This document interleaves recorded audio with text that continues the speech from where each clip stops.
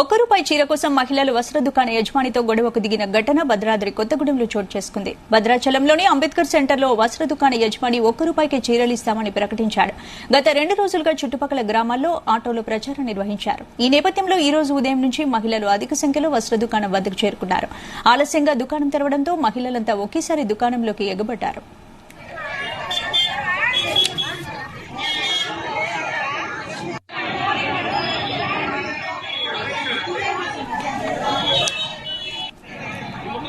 ఆ తర్వాత కొన్ని చీరలను వస్త్ర యజమాని బయటకు విసిరేశాడు. దీంతో రూపాయి చీర కోసం మహిళలు ఒకరినొకరు నెట్టుకున్నారు. భారీగా కదలి వచ్చిన మహిళలు ఒకేసారి దుకాణంలోకి రావడంతో వస్త్ర దుకాణ యజమాని అందరినీ బయటకు నెట్టేసి దుకాణాన్ని మూసివేశాడు.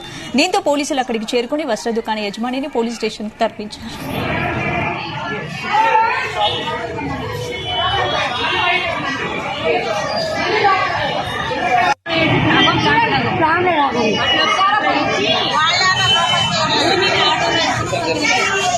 బతుకమ్మ